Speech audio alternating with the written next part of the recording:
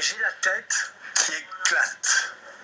Je voudrais déchirer ce rideau de fumée qui devient de plus en plus épais autour de moi. J'ai le sentiment d'avancer à l'aveugle, main tendue vers un néant, priant pour ne rencontrer aucun obstacle, tremblant que le sol, la terre, le monde disparaissent de sous mes pieds. Il me semble que les valeurs qui m'ont forgé tel que je suis, ma culture, mon éducation, tout ce que ma famille, mon pays m'a transmis explose en des milliers de morceaux, comme une vitre dans laquelle on aurait lancé un caillou. Le spectacle du mensonge, de la dissimulation, de la détestation de l'autre m'étouffe. Là, on crache sur un homme, Éric Zemmour, qu'on l'aime ou qu'on l'aime pas, qui marche seul dans une rue en portant des sacs à provisions. On crache sur lui juste parce qu'il exprime des idées avec lesquelles on n'est pas d'accord. On ne parle pas, on ne débat pas, non, on crache parce que c'est impossible de parler avec lui, dit le cracheur. Il est super fort, à part l'insulter sa mère, vous voulez faire quoi? Au minimum faillite de l'éducation nationale. Là-bas, une présidente du CPI, Cour pénale internationale, Fatou Bensouda, qui s'acharne sur la seule petite démocratie d'une région en feu, Israël, pays aux mille défauts certes, un mariage contre nature, Netanyahu Gantz, mais aussi pays aux mille qualités. Un exemple, entre mille, sa justice qui n'a besoin de personne pour condamner à des peines de prison ces corrompus, même s'ils sont Premier ministre ou président. Fatou Bensouda donc, président du CPI donc, qui veut à toute force trouver un moyen juridique pour condamner Israël pour crime de guerre, oui. Oubliant la Syrie, ses cadavres, l'Iran et sa menace atomique, la Turquie et les Kurdes après les Arméniens, le Hezbollah et son cartel de la drogue, le Hamas et sa dictature sur Gaza, Mahmoud Abbas, grand démocrate, élu pour 4 ans en 2006 et qui est là depuis 14 ans. Et je ne parle que du Proche-Orient, mais Fatou Bensouda, surtout, revivant l'angoisse d'administration qui, par le passé, ont envoyé des populations à la mort. Là, ailleurs, autre chose encore. On me balade en me disant qu'un corona ne se soigne pas à la chloroquine et que le professeur Raoult est un fou. Mais on me dit aussi que la majorité des médecins utilisent cette chloroquine. On me dit que les masques ne servent à rien, mais qu'il faut en mettre sous peine d'être verbalisé. Et que la Chine est responsable, mais pas coupable, en me chantant la chanson de Laurent Fabius et du sang contaminé. Mais on me dit surtout, comme pour la peste noire, la mort du chat et la défaite du PSG en Coupe d'Europe, que ce sont les Juifs qui sont responsables. Je vous le dis, je vous le répète, j'ai la tête qui éclate. Ce soir dans la mensuelle Délit sans interdit, le retour enfin. Je reçois Éric Danon, ambassadeur de France en Israël, certes, mais aussi spécialiste des questions de sécurité internationale, de méthodologie, d'anticipation stratégique, des menaces criminelles contemporaines, de la lutte contre le terrorisme, des grands trafics et du blanchiment d'argent, et qui a été ambassadeur représentant de la France pour le désarmement auprès des Nations Unies. Pourvu qu'il nous rassure sur l'état du monde. Venez, il nous attend.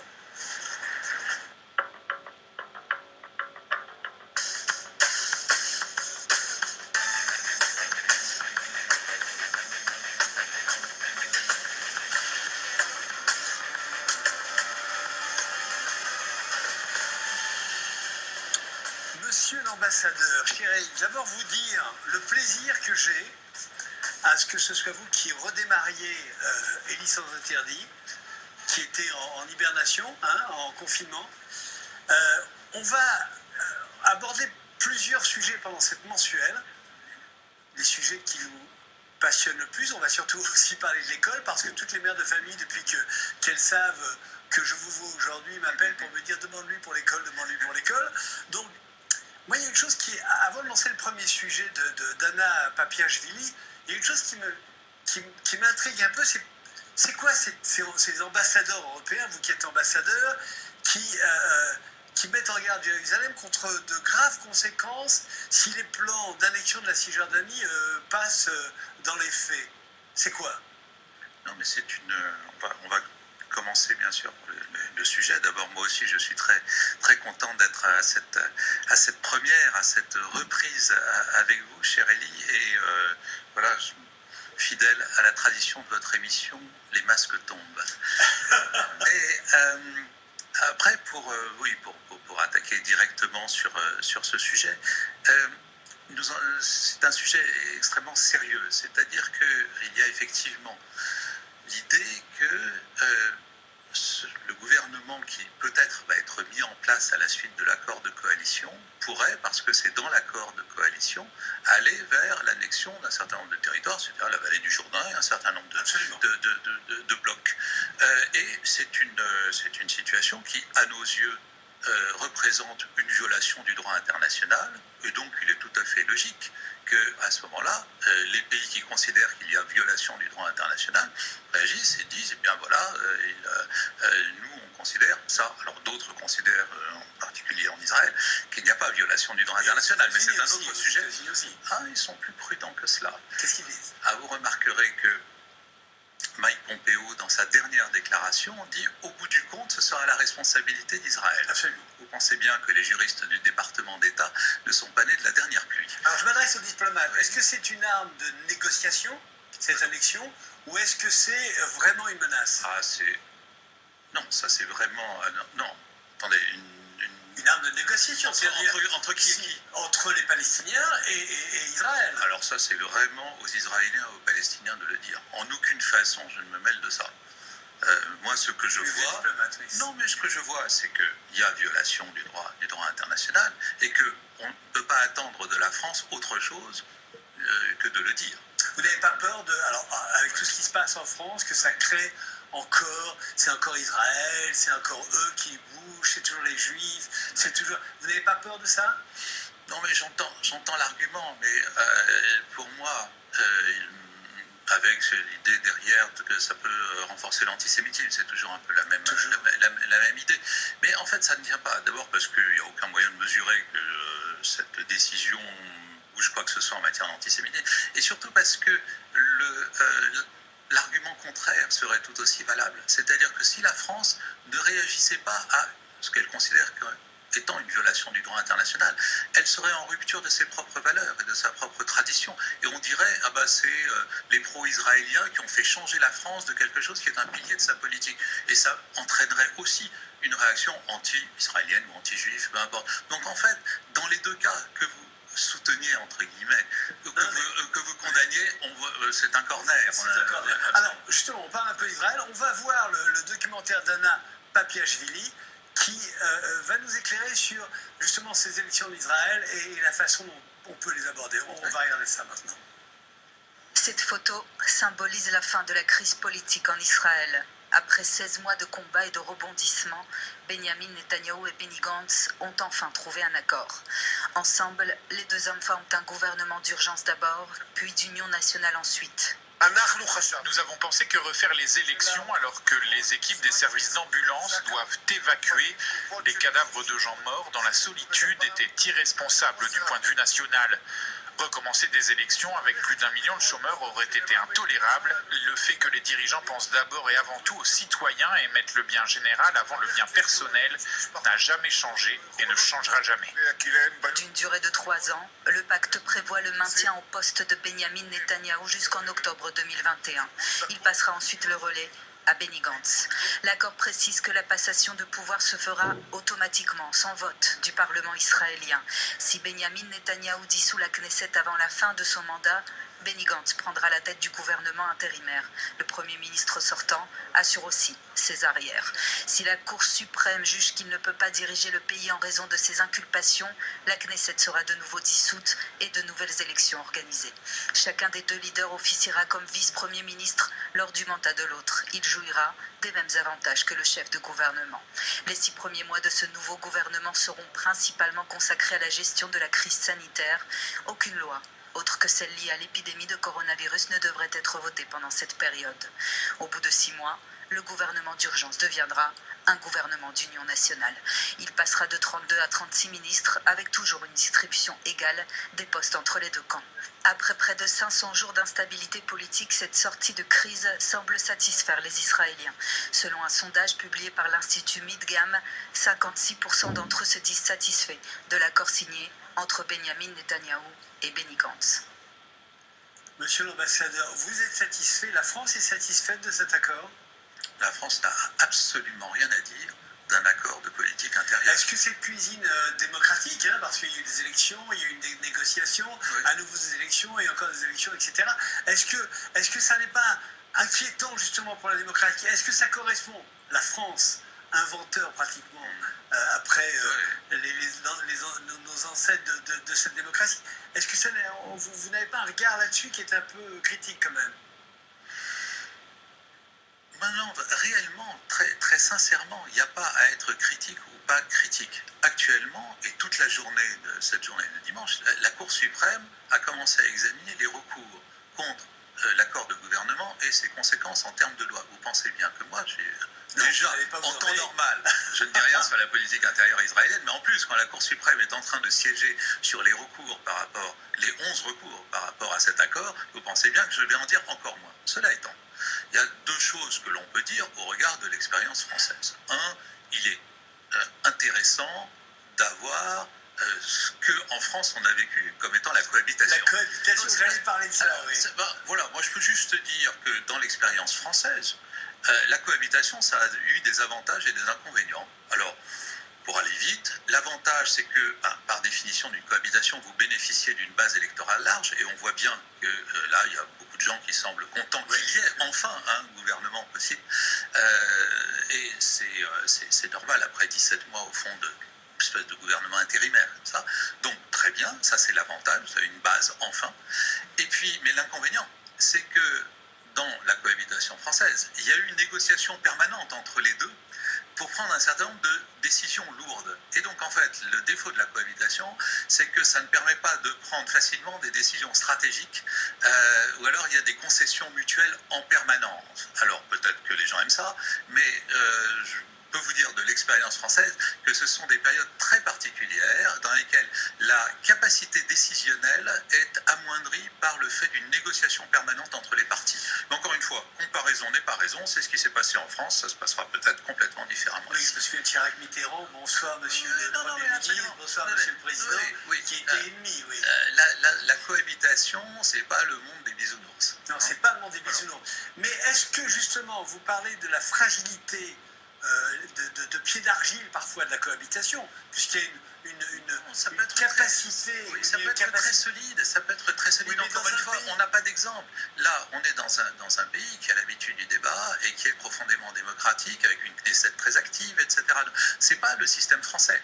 Je dis juste que dans le système français, la cohabitation a révélé à la fois ses avantages et ses défauts, et je ne crois pas qu'il y ait de système idéal, et donc très probablement en Israël, le système révélera aussi des avantages et des défauts, mais je ne peux pas dire plus que ça, je n'en sais rien. Oui, mais dans un pays qui a besoin parfois de réagir au quart de tour, parce que c'est un pays qui est menacé, c'est un pays à ses frontières. Vous voyez, la Ligue arabe accuse, si jamais il y avait élection toujours, accusera Israël de crimes de guerre, ce qui est une chose extrêmement compliquée. Donc imaginons que cette décision soit prise, que ce crime de guerre soit entériné, il peut y avoir des attaques. Donc là, il faut prendre des décisions rapides pour réagir. Est-ce que ce type de cohabitation, je demande l'exemple de la France, peut fonctionner? Mais encore une fois, cette cohabitation, elle prouvera son mouvement en marchant. Vous prenez un exemple très particulier d'attaque, enfin vraiment de guerre, pratiquement, contre Israël. Il verra bien, moi je vois que ce pays a toujours su réagir à ce type d'attaque et que presque, je dirais, en termes de cohabitation, ça a plus ou moins été prévu, puisqu'il semblerait que Benny Gantz devienne ministre de la Défense. Oui, donc on voit bien que déjà, cette disposition a été prise. Le plan de Trump, alors là c'est l'avis de la France. Autre chose, oui. Alors, que pensez-vous du plan de Trump? La question est simple, basique, mais au moins elle est claire. Oui, elle est claire. C'est un plan qui a des éléments intéressants et des éléments d'impossibilité. Et donc, il y a plein d'éléments intéressants. Le fait que, par exemple, au bout de 4 ans de négociations, si elles aboutissent, les États-Unis pourraient reconnaître l'État de Palestine. Tout à fait nouveau. L'idée même qui est reconnaissance de la Palestine, ah bah oui, de la part des États-Unis, c'est quand même quelque chose de tout à fait intéressant en termes de dynamique. Voilà. Et puis, il y a des choses qui paraissent compliquées ou extrêmement difficiles, qui sont par exemple le dessin même de la Palestine cisjordanienne. Parce que vous avez un État, vous vous souvenez de la carte avec cette espèce de haricot dessiné en vert sur fond jaune, c'est un État qui n'a pas d'accès, dont toutes les frontières sont dans Israël. C'est un État enclavé dans un autre. Eh bien, je pense qu'en termes de viabilité, c'est une chose qui n'est pas évidente. La France est toujours pour 2 États côte à côte. Mais l'idée, bien sûr, parce que l'idée, c'est qu'à terme, la situation est telle qu'il faudra bien un jour qu'il y ait cet État palestinien constitué et reconnu. Alors, ce qui est difficile, c'est le chemin, bien entendu. Mais toutes les autres solutions, entre guillemets, qui ont été mises sur la table, un seul État ou l'annexion complète, ou etc., à chaque fois, on voit bien que ça soulève bien plus de difficultés que de solutions. Donc, que l'on soit pour, oui, absolument, bien sûr. La question n'est pas tant cette position qui a été réaffirmée depuis 70 ans. La question, c'est comment on fait et c'est quoi le chemin. Voilà. Et là, on bute sur un certain nombre de difficultés dans lesquelles on ne va pas rentrer aujourd'hui. Parce que alors là vous m'invitez pour une émission. Ça, je suis intéressable sur le sujet. J'en ai pour 2 heures. Donc, on pourra en parler longuement une autre fois. Mais incontestablement, le plan Trump a déclenché quelque chose qui aujourd'hui pose problème d'une certaine façon. La question, par exemple, de l'annexion. Par rapport au droit international, il faut bien voir que l'autorisation, entre guillemets, des Américains pour qu'un certain type d'annexion se fasse ne vaut pas changement du droit international. Et donc, comme le font certains ici, s'appuyer sur cette autorisation américaine pour dire « ah ben en conséquence on peut le faire », change absolument rien. Une question, qui fait le droit international? Ah ben, l'ensemble d'une immense jurisprudence élaborée essentiellement aux Nations Unies, à travers tout un tas de résolutions et des situations particulières qui ont constitué avec des blocs qui ont été faits surtout après la Deuxième Guerre mondiale. Le plus jamais ça, c'était effectivement la Constitution, alors les conventions de Genève, etc., le droit international humanitaire, tout ça se bâtit au fur et à mesure dans les enceintes internationales, ce qui prouve, s'il en était besoin, qu'elles sont indispensables. Mais on est bien d'accord que les Nations Unies, puisqu'on parle des Nations Unies, j'étais à New York il y a un mois et demi, on est bien d'accord que les Nations Unies n'ont pas une grande sympathie pour l'État d'Israël. Mais ça, c'est encore une fois quelque chose dans lequel c'est un mauvais débat. C'est franchement un mauvais débat. C'est-à-dire que l'idée, c'est soit on se met sur la dimension juridique, et là, ce qui se passe serait la même chose pour tous les États. Vous avez dit tout à l'heure quelque chose sur la CPI. Hein, d'abord, elle n'est pas présidente, elle est procureure. Ça change tout.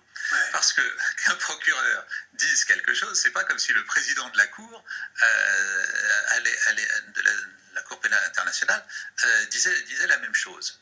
Elle a dit que d'après elle, dans son rapport de 60 pages, qui est d'ailleurs très intéressant, parce qu'au demeurant c'est une juriste brillante, que la Palestine était légitime, alors même qu'elle n'est pas un État reconnu par l'ONU, à rester en justice, enfin à se porter devant la Cour pénale internationale. Là-dessus, il y a maintenant une commission particulière de 3 juges, dont un juge français, qui a normalement 120 jours, 4 mois, pour dire si effectivement ils suivent les conclusions de la présidente. Et à ce moment-là seulement, la question va se poser du fond, c'est-à-dire de quoi on parle. Qu'est-ce qu'il y a dans le dossier? Quand vous dites, elle rappelle par son attitude. Oui, mais ce qui m'embarrasse, oui. dans l'attitude de cette personne, ce qui m'embarrasse, c'est que il y a tellement de dossiers à traiter qui me paraissent tellement plus importants qu'un hypothétique crime de guerre d'Israël. Il y a tellement de choses à voir dans le monde. Oui. De l'Amérique du Sud avec le Venezuela, avec le Brésil, des États-Unis même avec Trump sur des abus de pouvoir, de la Chine en ce moment. Oui. Enfin, il y a tellement de dossiers à traiter qui me semblent extrêmement... Pourquoi venir chercher ce petit État-là au milieu du Proche-Orient? Mais parce qu'elle est saisie, elle a juste à dire par un autre. C'est-à-dire, dans les cas que vous soulevez, il n'y a pas eu de saisine. Bon, il n'y a pas eu de saisine. La CPI ne se saisit pas d'elle-même. Mais elle saisit par les Palestiniens. Oui. Donc, elle qui n'ont pas d'État, mais qui saisissent quand même et qui ont le droit de saisir. Exactement. Et tout le rapport porte en grande partie là-dessus. La demande de la Palestine est-elle recevable? alors que ce n'est pas un État reconnu par l'ONU, c'est un État observateur. Et voilà, la démonstration, elle est là-dessus, et elle dit, en tant que procureur, c'est recevable. Alors, elle parle aussi du fond, hein, mais elle dit c'est recevable. Maintenant, il y a une commission de 3 juges qui vont dire s'ils suivent ou pas, et à ce moment-là, transmettre à la Chambre. Vous imaginez encore une fois, moi si vous voulez, là où je suis prudent, c'est toujours sur l'image d'Israël, ce que ça déclenche dans le monde. C'est-à-dire que si demain matin, les 3 juges, dont un Français, hein, un garçon qui vient de chez nous, si j'ose dire, si les 3 juges, dont un Français, disent oui, c'est recevable, ça signifie qu'on va mettre Israël en position de criminel de guerre, même si ça n'est pas jugé. Vous imaginez ce que ça peut déclencher dans le monde musulman, dans le monde arabe, dans le monde chez les sunnites, chez les chiites. Ça peut déclencher quelque chose qui est... Est-ce que c'est bien utile? Ah mais ça c'est vraiment de la politique, et vous poserez cette question à des politiciens qui considèrent que ça doit être fait ou ça ne doit pas être fait. Pour le moment, c'est-à-dire en tant qu'ambassadeur, moi je n'ai pas à me prononcer là-dessus, parce que moi je constate que la procureure a fait son dossier et transmis à la commission ad hoc que la demande était recevable. Oh là, la CPI, c'est des années et des années. Hein, donc, oui, je vais pas. Moi, je suis pas dans cette logique de voilà l'image. Non, on n'en est pas là. Alors, on va faire un break pour je fais un anglicisme. On va s'arrêter avec l'ambassadeur de France. En fait, on fait un anglicisme pour un peu de pub. Et on revient tout de suite derrière, on va parler du coronavirus, parce que malgré tout, c'est quand même un sujet qui, malheureusement, nous passionne toujours et nous intéresse toujours autant. Bien sûr. À tout de suite.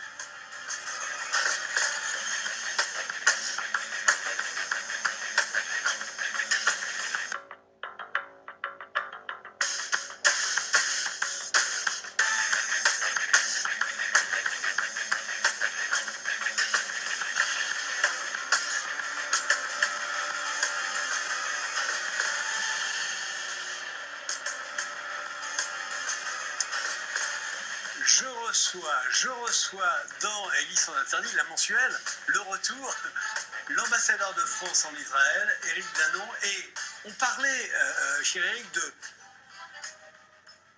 de ce que pouvait déclencher le CPI si jamais il y avait effectivement décision de juger Israël pour crime de guerre. Regardez ce qui se passe avec le coronavirus, je voudrais avoir votre avis là-dessus, après on passera un sujet de Noémie Alioua. Regardez les théories du complot, regardez ce qu'on entend, regardez j'ai l'impression que le monde est prêt, qu'une partie du monde est prêt à nouveau se jeter avec les dents, la gueule ouverte sur ce peuple qui a déjà, mon Dieu, dans son histoire, traversé des moments plutôt compliqués. Certes, mais est-ce que c'est plus qu'avant ? Pourrait-on dire. Il y a un retour de l'antisémitisme, il y a une augmentation des actes de violence, il y a eu effectivement des éléments parce que lorsque les gens sont aussi déstabilisés, la théorie du complot revient et il faut un bouc émissaire. Alors ça, dans l'histoire, vous avez tout à fait raison, quand il faut un bouc émissaire, les Juifs, généralement, sont désignés parmi les premiers. Dans cette histoire, le fait que le virus soit venu de Chine, le fait que le virus, que la Chine n'ait pas prévenu l'OMS pendant 3 semaines, le fait que la Chine ait mis en prison quelques-uns de ses lanceurs d'alerte, a fait que quand même la responsabilité première du départ de tout ça, oui, c'est voilà. un peu... oui, quand même. Hein, on n'a pas eu, heureusement que ça n'est pas parti de Tel Aviv. Du Moyen-Orient ou de quoi que ce soit. Non, mais alors là, on est loin du compte. En aucune façon, dans cette histoire du coronavirus, la responsabilité même de la pandémie est attribuée en quoi que ce soit aux Juifs ou à Israël. Après, on trouve toujours des gens qui... travaillant leur névrose personnelle, ont envie de dire que les Juifs sont coupables de quoi que ce soit. C'est l'histoire de la vie, et il faut écouter d'une oreille distraite tout en étant très attentif. Ouais. On regarde le sujet de Noémie Alioua sur cette problématique, et je reviens vers vous. Le coronavirus aurait été mis au point par les Juifs dans le but d'asseoir leur suprématie. C'est du moins ce que prétend l'une des théories conspirationnistes qui fait fureur, relayée par des sites complotistes très influents, comme celui d'Alain Soral. Depuis l'annonce de la pandémie, des théories du complot se répandent comme une traînée de poudre sur les réseaux sociaux. Pour certains hauts fonctionnaires turcs et iraniens, les États-Unis et Israël auraient propagé ce virus à des fins stratégiques, tandis que des djihadistes accusent les Juifs de complot contre l'islam. Pour les suprémacistes blancs américains, les Juifs chercheraient avec ce virus à accroître leurs profits et renforcer leur domination sur le monde. Chaque fois, le coupable est tout trouvé. En France, l'ex-ministre de la Santé fait figure de cible de choix. Sous prétexte de critiquer sa gestion de la crise sanitaire, certains s'attaquent à la vie et à l'histoire personnelle de cette fille de déportée. Agnès Buzyn et son mari Yves Lévy se retrouvent étrillés par des youtubeurs qui répandent des messages sarcastiques et haineux sur leur nez. Des photomontages caricaturent la ministre avec un nez crochu outrancier, se frottant les mains, ou bien devant un puits qu'elle serait en train d'empoisonner. Des images récentes qui rappellent les vieux mythes de l'histoire, comme ceux véhiculés par les protocoles des sages de Sion. Lorsqu'au Moyen-Âge, l'Europe fut la proie de la terrible peste noire, on accusa les Juifs d'empoisonner les puits. Les nazis, eux, voyaient les Juifs comme une menace biologique. Plus tard, des responsables politiques arabes ont accusé Israël et les Juifs d'avoir inoculé le sida à certains de leurs leaders. Des informations erronées, mensongères, voire trafiquées, pour attiser la peur, qui peuvent parfois déboucher sur des passages à l'acte agressif. Aujourd'hui, en pleine crise sanitaire, le gouvernement allemand s'inquiète d'une poussée de l'antisémitisme et du complotisme. En France, le Bureau national de vigilance contre l'antisémitisme a décidé d'agir. Il a d'ores et déjà déposé une douzaine de plaintes contre des contenus antisémites. Je vous entendais soupirer, monsieur l'ambassadeur, mais malgré tout, on ne peut pas... alors, ma question, on peut pas laisser ça de côté. Non. Ma question, c'est est-ce que la France réagit sur son sol, sur son territoire, d'une façon, selon vous, assez puissante contre cet obscurantisme? Franchement, il me semble. Enfin, on est le pays leader en Europe, par exemple, pour la lutte contre les contenus haineux sur Internet. Beaucoup de pays disent oh ben non, Internet c'est un monde libre, on ne doit pas surveiller les datas, il n'y a pas à travailler avec les providers, Google et les autres là, et Facebook et Twitter, tandis que nous aussi. Et l'idée c'est d'effacer ce genre d'horreur et de stupidité absolue. Enfin, je veux dire, on est Oui, dans mais le. vous savez. Non, mais je sais bien, je sais parfaitement, je veux dire, et Dieu sait que à bien des égards. Oui, votre histoire personnelle aussi. Ça va, je veux dire, mais là, on est dans le fond de cube qui est presque, je dirais, la couche inatteignable. C'est-à-dire que on n'arrivera pas à enlever cette couche-là. Alors, de bêtises humaines et de crasse intellectuelle. Mais il faut se battre dans les faits. C'est-à-dire faire en sorte que, puisque c'est pénalement réprimé, immédiatement, les enquêtes soient diligentées, qu'on attaque les gens, etc. On sait bien que tout ça vient d'un système anonyme sur Internet, donc il y a une traque sur Internet qui est très difficile à mener. Oui. Mais on est un des rares pays qui commençons, fortement même, à avoir même des résultats sur le sujet. Monsieur l'ambassadeur, oui, mais non. Parce que quand c'est un leader iranien, Oui. quand c'est un leader palestinien qui profère des assertions pareilles, pourquoi par exemple madame, je ne sais plus son nom, mais Fatou ne lance pas une procédure contre eux? Ah, mais parce que ça ne relève pas des catégories dont elle a à connaître, c'est-à-dire crime contre l'humanité, crime de guerre, etc. Donc, oui, mais il quelle faut pas... référence à un crime contre l'humanité? C'est-à-dire que, Non, pourquoi non, moi, je on suis est encore une fois... pour la tolérance zéro. Vous aussi, je le sais, mais... Encore une fois, les valeurs qui, au bout du compte, gagneront ne sont pas celles des pays qui professent ce genre de choses et de théorie du complot. Et notre arme la plus sûre, c'est quand même, au bout du compte, tout un corpus de valeurs, de droits et de politique qui fait que il faut regarder ça avec attention au sens qu'il ne faut pas que ça déborde du cadre dans lequel c'est donné, c'est-à-dire que si certains leaders politiques dans le monde ont absolument besoin de désigner quelqu'un d'autre pour excuser les ravages que fait le coronavirus chez eux, ça les regarde, c'est essentiellement de la politique intérieure, il n'y a rien de plus facile, et c'est utilisé par plusieurs pays, et pas seulement ceux qui sont cités dans votre reportage, que de désigner l'autre comme le coupable. Il se trouve que là, on désigne les États-Unis, Israël, whatever. Tout cela est grave et il faut le prendre avec la gravité. Mais tout cela n'est pas étonnant. C'est-à-dire que, encore une fois, dans ce type de crise, lorsque des gouvernements sont confrontés à de telles choses, lorsque les gens sont aussi déboussolés, lorsque la haine anti-juive a autant besoin de s'exprimer pour des tas de raisons, à commencer par, encore une fois, des tas de névroses personnelles, eh bien, il n'est pas étonnant que ça sorte. C'est pas pour ça qu'il faut pas se battre, bien entendu. On se battra contre. Et le gouvernement français, de ce point de vue-là, je pense, est assez irréprochable. Mais, voilà... je reviens toujours à cette phrase terrible qui m'avait beaucoup marqué de David de Rothschild à l'université de Netanya il y a quelques mois, lorsqu'il avait été fait docteur honoris causa. Il a eu cette phrase terrible que je vous ai citée une fois. Il a dit, et c'est un Rothschild qui parle, « Je ne sais pas comment on lutte contre l'antisémitisme. » Alors, moi, je suis d'accord avec cette phrase, évidemment. Moi non plus, je ne sais pas, parce que sinon... sinon, voilà, si on savait... Mais voilà. Simplement, vous savez, j'ai fait une lettre ouverte à notre président de la République, où je dis, ça ne vous a pas échappé, où je dis, par exemple, pourquoi le jour du 75e anniversaire de la commémoration de la tragédie de la Shoah, pourquoi est-ce que le président de la République, par exemple, va voir le président de l'autorité palestinienne, qui lui est un révisionniste. Est-ce qu'il n'y a pas là, je dis, est-ce qu'il n'y a pas une façon pour ceux qui sont antisémites purs, antisionistes purs, de voir une porte entrouverte pour se glisser dans cette ouverture? Alors, je vous redis ce que je vous ai dit au début. Le fait de ne pas y aller pourrait provoquer la même chose en disant « Ah ben voilà, les Juifs ou les Israéliens ont réussi à faire en sorte que le président n'aille que en Israël. » Alors, c'est pour ça que l'argument ne tient pas. C'est pour ça que l'argument est irréversible. Pourquoi est-ce qu'il y est allé? Pour des raisons politiques. Nous étions en période électorale en Israël.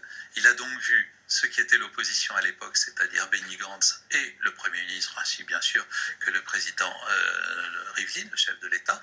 Et puis, parce qu'on était dans cette période très compliquée de la vie israélienne, il y a du non, il n'y a pas à montrer qu'on prend parti pour l'un pour l'autre, c'est pas notre souci essentiel.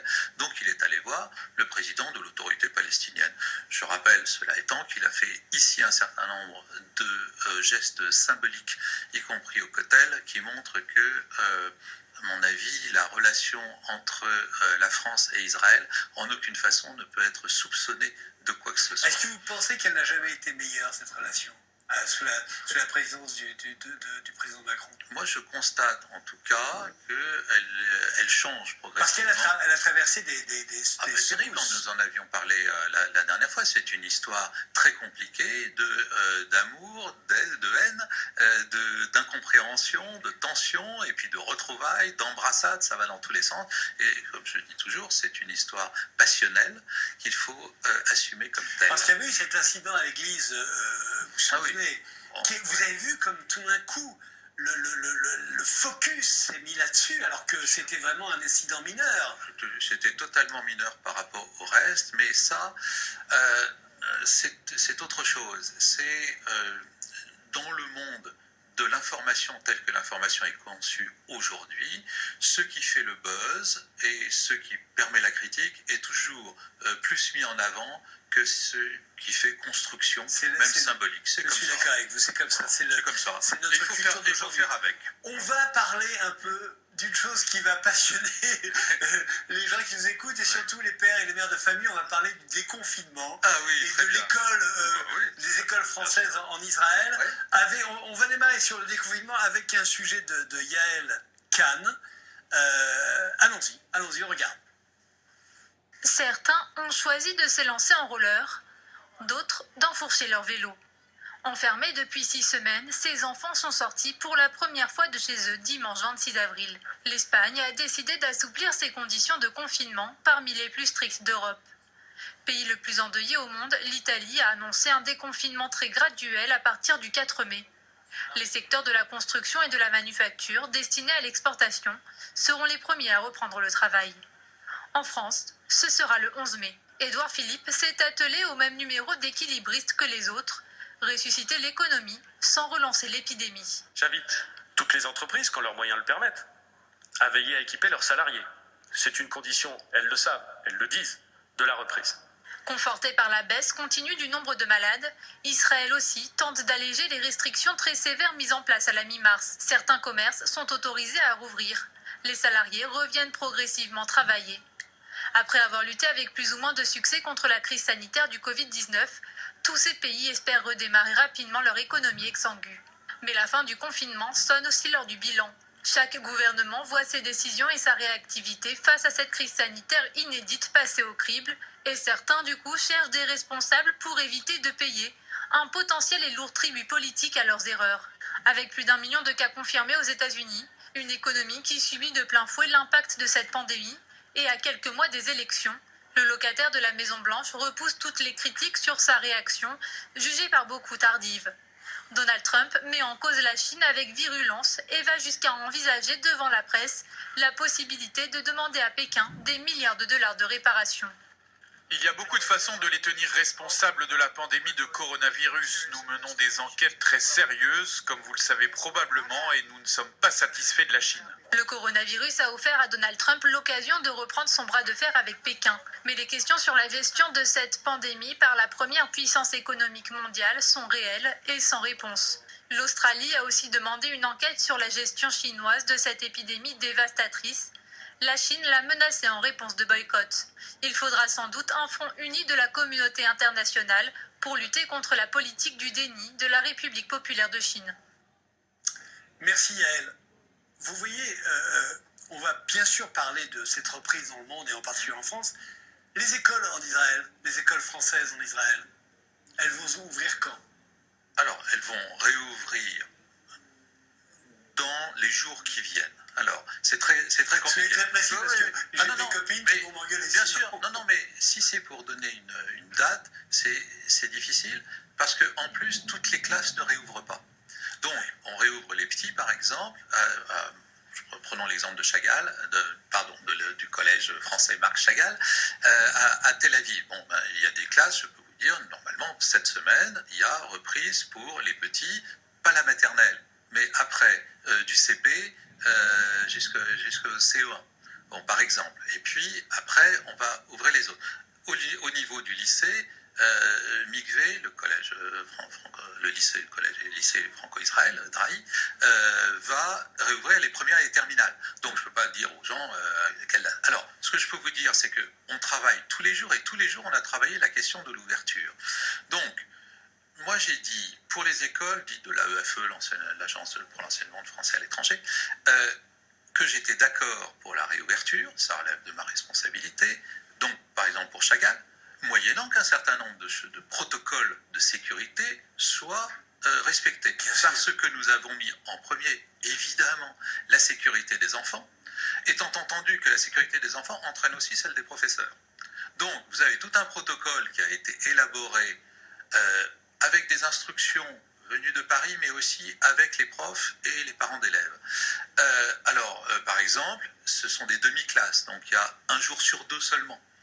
Ensuite, il y a lavage des mains deux fois par matinée, deux fois dans l'après-midi. Un jour seulement, un jour sur 2. Le deuxième jour, les gosses seront quand même sur Zoom pour suivre les cours ou pas? Oui, ils peuvent effectivement. Il y a tout un système qui est mis en place et qui a demandé un travail colossal de ces nouvelles pédagogies par Zoom, et les profs sont absolument formidables. Il faut les remercier. Dans toutes les écoles françaises ou francophones, les profs ont été extraordinaires pendant toute cette période pour assurer la continuité pédagogique. Donc, il y a ça, il y a des masques pour les enfants, mais il n'y aura pas de masques en maternelle. Bref, il y a tout un ensemble qui est une liste longue de 15 points. Et au bout du compte, et c'est ça pour moi, je dirais, un des points difficiles, c'est que les parents, comme en France d'ailleurs, sont laissés libres d'envoyer ou non les enfants à l'école. Alors ça, c'est un problème de principe qui est compliqué en termes de responsabilité. Moi, je prends la responsabilité de dire Chagall peut réouvrir. Ok, mais supposons que les enfants tombent malades à Chagall. Est-ce que je suis responsable? Là, vous pensez que d'un coup, moi, ça me pose un souci. Donc, évidemment, cette responsabilité, comme partout, va être, je dirais, aussi partagée avec les parents, de façon à ce que... En fait, c'est eux qui décident d'envoyer leur enfant dans une école qui est ouverte. Au bout du compte, voilà, c'est ça. Et nous leur garantissons un protocole de sécurité dont nous estimons que il est de nature à les rassurer, au sens où il est de nature à protéger les enfants. Avec prise de température le matin, l'après-midi, le soir, enfin bon, je veux dire, il y a tout, encore une fois, la liste est longue. En évitant que les familles se massent devant la porte, à l'entrée, à la sortie. Exactement, les parents ne peuvent pas rentrer, sauf cas tout à fait exceptionnel, à l'intérieur de l'école, ils doivent déposer les enfants devant, etc. Bon, donc, on a monté ça. Et vous voyez qu'on laisse quand même le choix aux parents. Et moi, je connais beaucoup de parents qui m'ont dit, oui, c'est bien joli, mais les petits, bon, il reste peu de temps d'ici la fin de l'année scolaire, donc je vais attendre 15 jours avant de renvoyer mon enfant. Ça les regarde. Et là, pourquoi est-ce que j'ai dit ça pose un problème de principe? Parce que vous êtes en rupture avec la question de l'école obligatoire. Et donc, vous voyez que c'est... c'est très compliqué. Alors, je peux vous dire, attendez, on y passe, je dois dire, avec mon équipe de l'Institut français en Israël et les proviseurs et les responsables pédagogiques et tout, c'est au moins une demi-journée tous les jours. Parce que c'est très, très, très touchy. Parce qu'au bout du compte, les parents, eux, ils veulent une seule chose, c'est est-ce que c'est sécure, est-ce que c'est, sécuriser, d'envoyer mon enfant à l'école, puncto. C'est-à-dire, ils ne veulent pas savoir autre chose, et ils ont raison. C'est la question principale. Et nous, essayons de faire en sorte de leur garantir ceci le plus possible. C'est des décisions qui vont pour Israël et aussi pour la France, qui sont absolument les mêmes, avec le maximum de prudence, car évidemment, quand on touche aux enfants, tout le monde a une... Bien entendu. Alors, et en plus, si vous voulez, il y a des parents qui se sont retrouvés dans une situation très difficile, parce que, économiquement. Et donc, ce sont des écoles payantes. Et donc, moi, j'ai demandé à Paris qu'on ait la possibilité d'ouvrir plus de bourses qu'avant pour les parents, enfin pour les enfants, mais pour les parents qui auraient eu une perte colossale, je dirais totale, de revenus à cause de la crise, et faire en sorte que l'enfant puisse quand même aller à l'école. Donc c'est une décision que nous avons prise, mais bon, voilà. Je sais que ça vous touche beaucoup parce que c'est lié à votre histoire personnelle. Oui, j'aurais pris la décision quand même, mais effectivement, il y a une résonance familiale. On en parle, c'est important. C'est très simple. En 1942, donc ma famille est à Alexandrie en Égypte, et du côté de ma famille paternelle, ma grand-mère née à Rhodes et donc italienne, mon grand-père étant apatride né à Istanbul, ne peuvent plus travailler parce que italiens, donc du côté de l'ennemi, c'est sous administration britannique. Mais comme juifs, ils ne sont pas inquiétés outre mesure, simplement ils ne peuvent plus travailler. Et donc ce sont les années de misère dans lesquelles plonge ma famille, misère totale. Et ma grand-mère, passe à ce moment-là son temps à chercher, à démarcher des gens pour l'aider à payer la scolarité de ses 5 enfants. Elle y arrivera partiellement. 3 auront une scolarité complète, dont mon père, et 2 une scolarité partielle. Et c'est pour ça que cette histoire me touche. Et je peux vous dire que, encore une fois, j'aurais pris la décision même s'il n'y avait pas eu cette histoire. Mais je vous garantis qu'il n'y aura pas un gosse, un seul, de la communauté française qui n'ira pas à l'école à cause de ça. Merci, cher Eric. Alors, élargissons. Sortons de ce moment fort d'émotion que je partage avec vous. Élargissons sur le monde. Il y a une chose qui m'inquiète, moi. Vous avez parlé de ça pour votre exemple, mais il y a une chose qui m'inquiète, c'est il va y avoir des procès après. On va attaquer la porte-parole française parce qu'elle a dit qu'il ne fallait pas porter de masque. Trump va attaquer la Chine. Est-ce que tout ça, ça n'est pas des ferments du plus petit au plus grand, des ferments de conflits très importants? Alors, oui, alors sur l'après, ça c'est très, très intéressant parce que cette crise, elle est un révélateur de plein de choses de la mondialisation. Donc, il va y avoir des batailles politiques, des règlements de compte politiques pour savoir si ça a été bien géré ou pas, mais ça, ce sera interne à chaque pays. Et chaque pays va avoir des soucis de ce côté-là. Après, il y a des questions de relations internationales. Et qu'est-ce que ça change, effectivement, dans l'ordre des choses? Quelque chose, effectivement, se passe au niveau international aujourd'hui. Alors bon, qu'est-ce qu'on peut dire? D'abord, les grandes choses. Aujourd'hui, on le savait avant, mais la crise l'a révélé, l'Occident n'a plus le monopole du règlement des crises internationales. Oui. C'est fondamental. Définitivement. Les États-Unis. Oui, et les États-Unis, c'est la première grande crise internationale dont on n'attend pas la solution du côté des États-Unis. C'est colossal comme changement de paradigme, comme on dit, c'est-à-dire d'ordre des choses. Hein, voilà. Et pour autant, les gens disent « Ah oui, du coup, c'est la Chine ». Non, c'est pas plus la Chine. La Chine s'est révélée être, bien sûr, l'usine du monde, c'est-à-dire un fournisseur de masques, de matériel, de tout ce qu'on veut.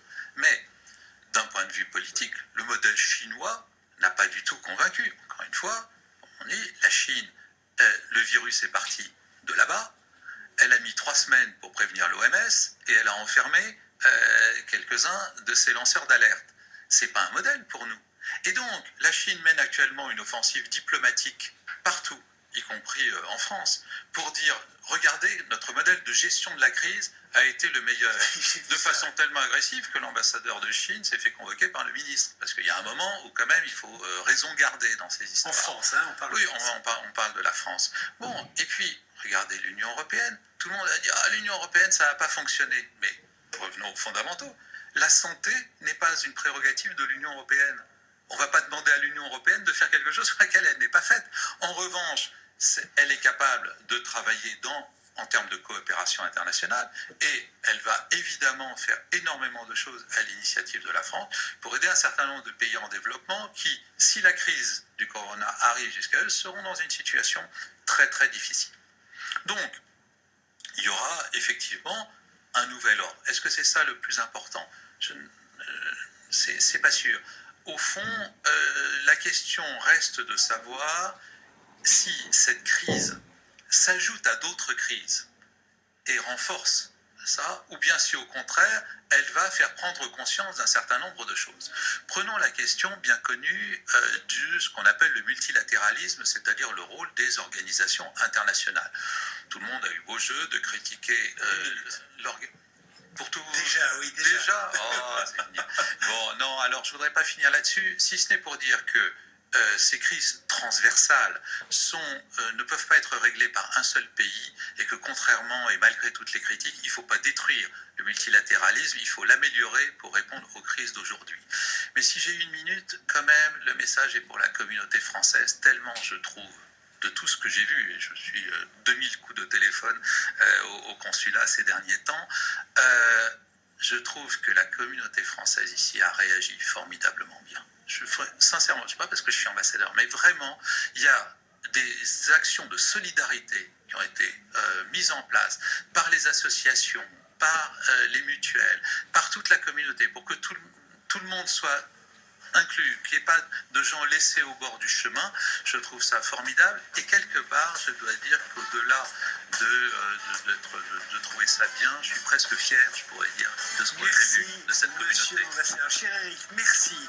Je sais qu'on a un grand rendez-vous le 14 juillet où vous serez à nouveau sur I24. Oui. C'était très, très fort ce premier rendez-vous, ce retour des licences interdites. Je vous remercie d'être là. À dimanche.